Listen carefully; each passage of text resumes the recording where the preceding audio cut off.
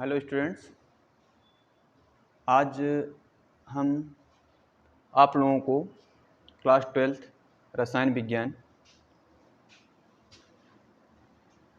First part के billion chapter को यानी बिलियन यानी सॉल्यूशन को स्टार्ट करेंगे। और इस चैप्टर के अंतर्गत जो निर्धारित मार्क है 5 अंक का है। तो फर्स्ट वीडियो या सॉल्यूशन का है। आप पहले इसके बेसिक फंडामेंटल चीज़ों को समझेंगे, जिससे आगे के क्वेश्चंस में आपको कोई प्रॉब्लम ना हो। तो बिलियन क्या होता है, सॉल्यूशन क्या होता है, बोर्ड के द्वारा निर्धारित 5 अंक है यह क्लास 12th रसायन विज्ञान में। तो बिलियन की डिफिनीशन क्या होती है, बिलियन होता क्या है? तो इसकी डिफिनीशन जैसे आप जानते होंगे, हाई स्कूल में आप पढ़े होंगे। समांगी मिश्रण क्या होता है और विषमांगी मिश्रण क्या होता है। समांगी मिश्रण का मतलब यह होता है कि जिसमें विलेय घटक यानी कहने का मतलब कोई मिश्रण है और उसमें प्रत्येक घटक की जो भौतिक अवस्था होती है वह एक जैसी हो, हमें पता ना लगे उसमें कौन से घटक हैं कौन से घटक नहीं हैं। एक समांगी मिश्रण एक मिक्सचर बन जाता है। जैसे कि आप चीनी और पानी को मिक्स कर दीजिए, मिक्स करने के बाद देखेंगे उसमें चीनी के कण कहीं भी नहीं दिखाई पड़ेंगे जब एक पूरा सॉल्यूशन बन जाएगा तो। लेकिन अगर हम बालू और पानी को मिश्रित कर दें तो कई दिनों तक कोसे रखे रहें, उसमें बालू के कण अलग दिखाई पड़ेंगे तो वो विषमांगी मिश्रण हो जाएगा। तो बिलियन आते हैं अपने सिलेबस में। बिलियन तो 2 या 2 से अधिक पदार्थों के समांगी मिश्रण को, 2 या 2 से, कोई जरूरी नहीं है, जैसे कोई घटक ए है, घटक बी है, घटक सी है, 3 घटक हैं, तो अगर इनका एक होमोजीनियस मिक्सचर है तो इस होमोजीनियस मिक्सचर को हम क्या कहते हैं, बिलियन कहते हैं। 2 या, ध्यान दीजिएगा डिफिनीशन इसकी, बिलियन की डिफिनीशन क्या है, 2 या 2 से अधिक पदार्थों के समांगी मिश्रण को बिलियन कहा जाता है। इसकी डिफिनीशन आप लोग नोट करिए। बिलियन, इसकी डिफिनीशन क्या है,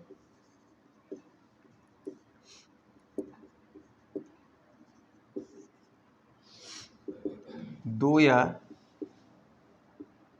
दो से अधिक पदार्थों के समांगी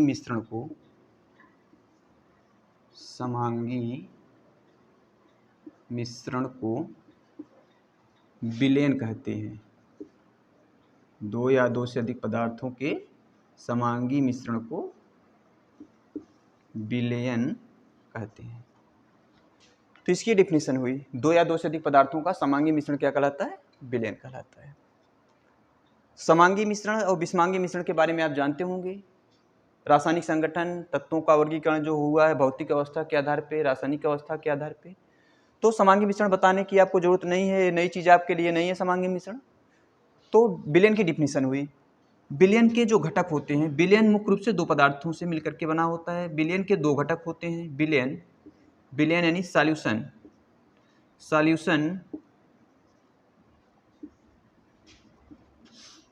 ये जो होता है इसमें विलेय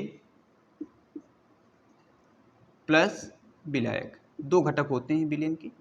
विलेय और विलायक मिलकर के किसका निर्माण करते हैं, बिलियन का। सॉल्यूशन, विलेय यानी सॉल्यूट, ध्यान दीजिएगा, विलेय सॉल्यूट एंड विलायक सॉल्वेंट। इसकी इंग्लिश वर्जन ध्यान दीजिएगा, solutions made be solute and solvent. यानी जो सॉल्यूशन का निर्माण होता है, बिलियन का जो निर्माण होता है वह विलेय और विलायक से होता है।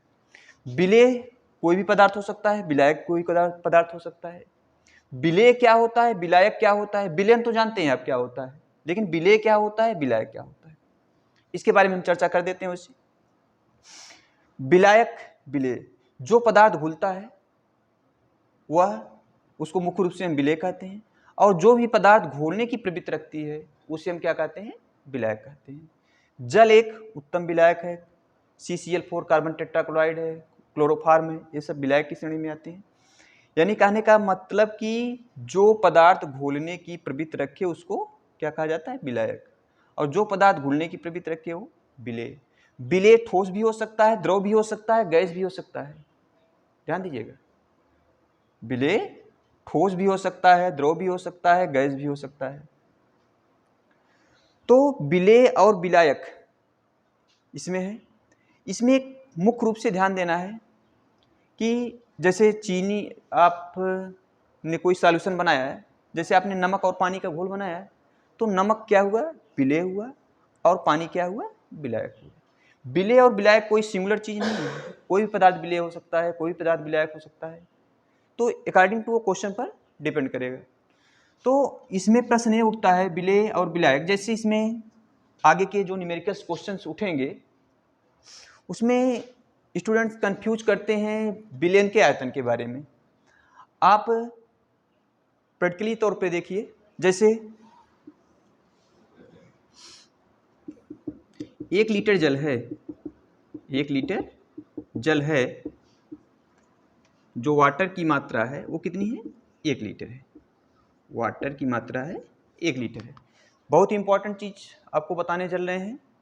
वाटर जो है क्या है, 1 लीटर है, और इसमें हमने क्या किया, 20 ग्राम NaCl नमक डाला, या 50 ग्राम NaCl डाला, या 100 ग्राम NaCl डाला। तो आप क्या सोचेंगे, क्या समझेंगे, विलेयन का आयतन कितना होगा? यानी कहने का मतलब विलेयन तो तभी बनेगा जब पूर्ण रूपेण NaCl घुल जाए 20 ग्राम। ये नहीं कि हम तुरंत जो है 1 लीटर पानी है उसमें हमने 20 ग्राम NaCl डाला और तुरंत ही हमने कह दिया कि ये सॉल्यूशन है। ये गलत है, तुरंत ये सॉल्यूशन नहीं होगा। जब तक यह पूर्ण रूप से NaCl घुल नहीं जाएगा तब तक यह सॉल्यूशन नहीं कहलाएगा। तो हमने क्या किया, 1 लीटर पानी में क्या किया, 20 ग्राम NaCl डाला। तो बताइए इस विलेयन का जो विलेयन बना इसका आयतन कितना होगा? प्रैक्टिकली तौर पर आप देखिए, या प्रैक्टिकल तौर पर अपने घर पर ही देखिए इसको। 1 लीटर पानी ले लीजिए, 20 ग्राम NaCl या 50 ग्राम NaCl को घोल दीजिए, या 100 ग्राम NaCl को घोल दीजिए, वो आपके ऊपर डिपेंड रखता है। 100 ग्राम NaCl घोल दीजिए, 100 ग्राम NaCl घोल दीजिए। हम मानते हैं कि जैसे ही 100 ग्राम NaCl पड़ेगा इसमें, तो 1 लीटर जल का स्तर इस पात्र में यहाँ तक आ जाएगा। लेकिन क्या आप हमें बताइए, क्या यह कंडीशन सॉल्यूशन की हुई, क्या यह स्थिर सॉल्यूशन की हुई? ये तो सॉल्यूशन कहलाएगा नहीं। जब तक ये पूर्ण रूप से घुल नहीं जाएगा तभी यह सॉल्यूशन होगा। तो जब 100 ग्राम NaCl पड़ा, धीरे धीरे घुला, इसका घोल बनाए, घोलने के बाद इसका आयतन कितना होगा? कहने का मतलब इसका आयतन 1 लीटर ही होगा। जब 100 ग्राम NaCl पूर्ण रूप से 1 लीटर जल में घुल जाएगा तो वह क्या हो जाएगा, वो जितना पानी का आयतन था, यानी जितना विलायक का आयतन था, उतना विलेयन का भी आयतन हुआ।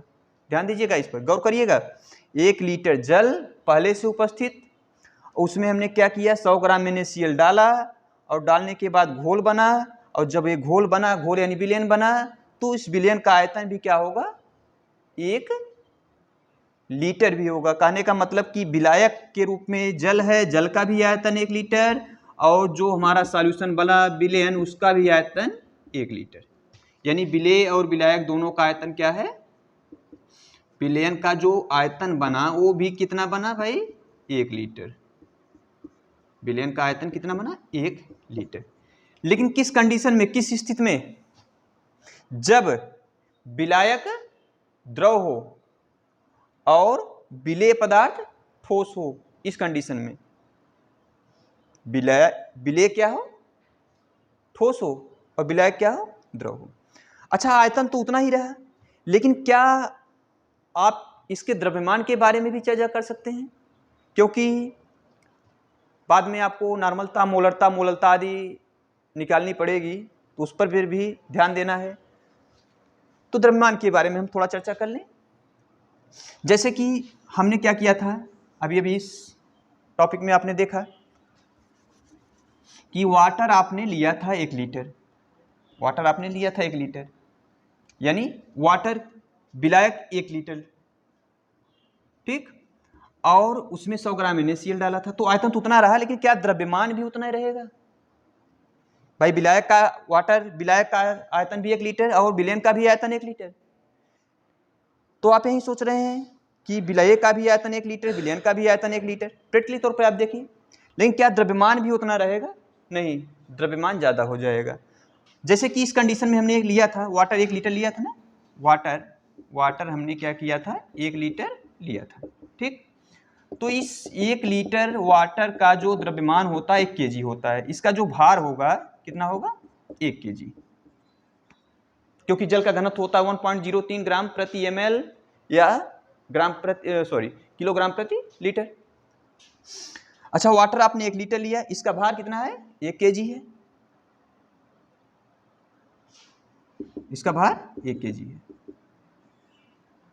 इस पानी का भार 1 kg है। आपने 100 ग्राम NaCl मिलाया था, 100 ग्राम NaCl मिलाया था, तो आपने देखा था कि जो विलयन बना, वाटर का आयतन भी 1 लीटर था, भार 1 kg था। तो जो विलयन बना, क्या विलयन का भी भार 1 kg रहेगा? अब भाई इसमें वाटर का आयतन 1 लीटर था, जो विलयन बना उसका भी आयतन 1 लीटर था, लेकिन भार के बारे में हम चर्चा कर रहे हैं ना, इस 1 लीटर जल का भार 1 kg, ठीक। जल का भार, अभी हमने NaCl नहीं मिलाया है, लेकिन जब NaCl मिला दिया, मिलाने के बाद जो हमारा विलयन बना, क्या उस विलयन का भी भार 1 kg होगा? बताइए। नहीं, विलयन का भार बढ़ जाएगा, ठीक। 1 kg प्लस, यानी 1000 ग्राम, 1 kg का मतलब 1000 ग्राम प्लस 100 ग्राम, आयतन तो उतना रहेगा, लेकिन द्रव्यमान बढ़ जाएगा, क्योंकि इसका द्रव्यमान 1 kg है, 100 ग्राम NaCl मिला, आयतन तो उतना रहेगा, लेकिन 100 ग्राम NaCl मिलने से इसका वेट क्या हो जाएगा? बढ़ जाएगा।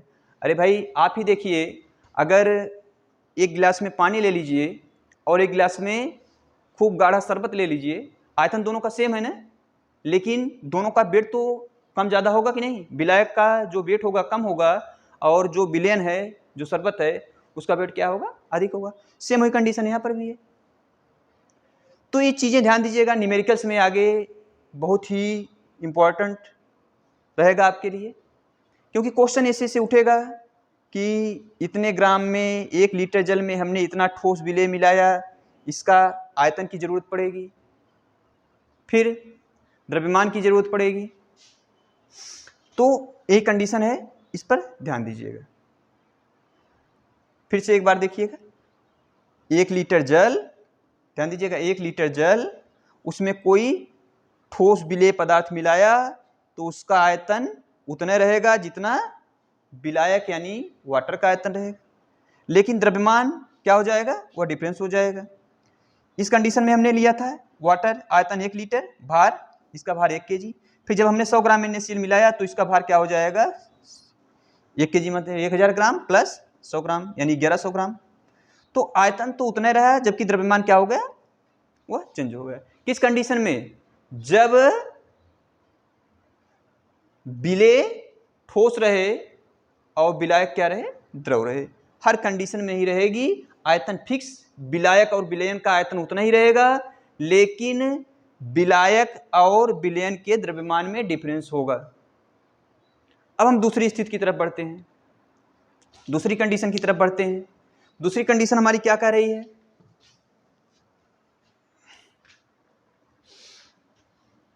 जब हम क्या करें, कोई द्रव विलायक हो, ध्यान दीजिएगा, कोई द्रव विलायक हो और विलेय भी क्या हो? द्रव हो, उस कंडीशन में क्या होता है? जब कोई, जैसे हम यहाँ पर कोई विलायक ले लिया, हमने जल ले लिया या क्लोरोफॉर्म ले लिया या CCl4 ले लिया, यानी कोई भी विलायक ले लिया, ठीक। अब 1 लीटर हमने क्या लिया? वाटर ले लिया। चलिए 1 लीटर वाटर हमने ले लिया, ठीक। अब हमने ये द्रव है ना, अब इसमें हमने कोई विलेय पदार्थ मिलाया, कोई विलेय पदार्थ मिलाया जो कि किस कंडीशन में हो, किस स्थिति में हो, बोलो, द्रव स्टेज में। द्रव स्टेज का कौन सा विलेय ले लें? एल्कोहल ले लें, फॉर्मेल्डिहाइड ले लें, एस्टल्डिहाइड ले लें।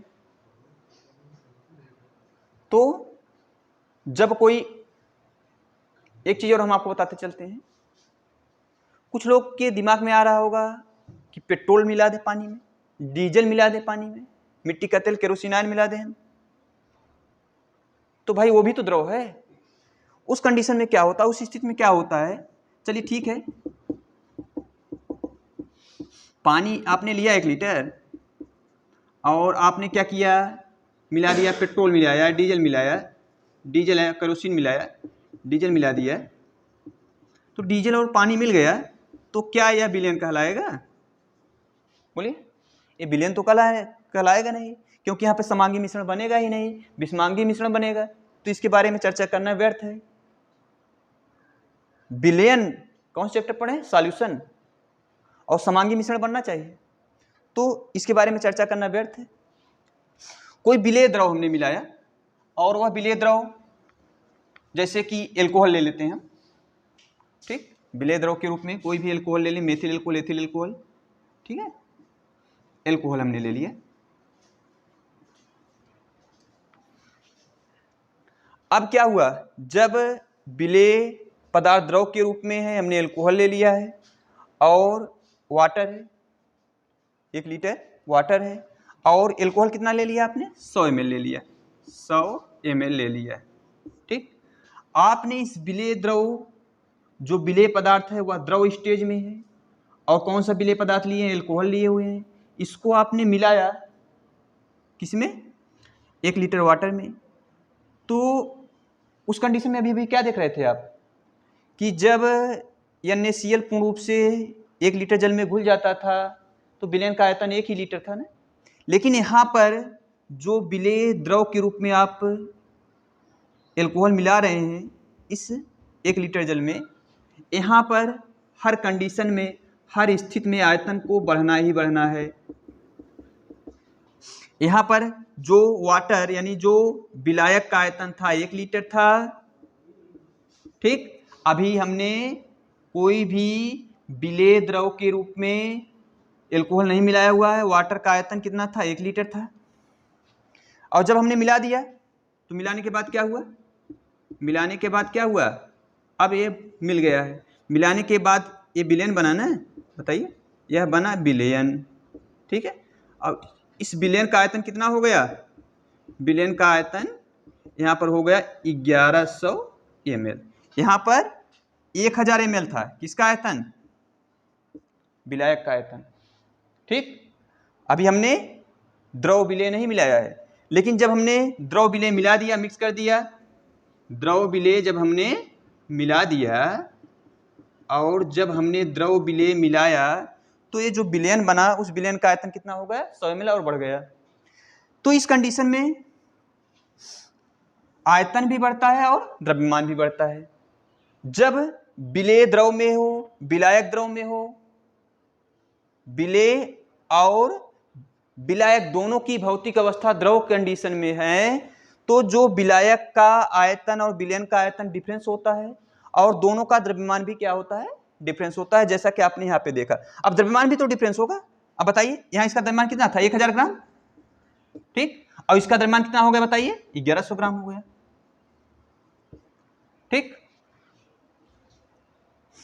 इसका द्रव्यमान कोई जरूरी नहीं कि 1100 ग्राम हुआ, क्योंकि एल्कोहल है, एल्कोहल मिल गया है, घनत्व तो थोड़ा चेंज होगा, तो कुछ कम ज़्यादा हो सकता है, लेकिन समझने के तौर पर आप इसके द्रव्यमान में बढ़ोतरी हुई है। तो एक संक्षिप्त रूप से अब देखिए, जब विलेय क्या हो? ठोस हो, और विलायक द्रव हो, ध्यान दीजिएगा, विलेय ठोस हो और विलायक द्रव हो, तो उस कंडीशन में क्या होता है? जो विलयन का आयतन होता है, जो विलयन का आयतन होता है वह विलायक के आयतन के बराबर होता है, लेकिन विलयन का द्रव्यमान और विलायक के द्रव्यमान में भिन्नता होती है। और जब विलेय क्या हो? द्रव हो, विलेय द्रव हो और विलायक द्रव हो, तो उस कंडीशन में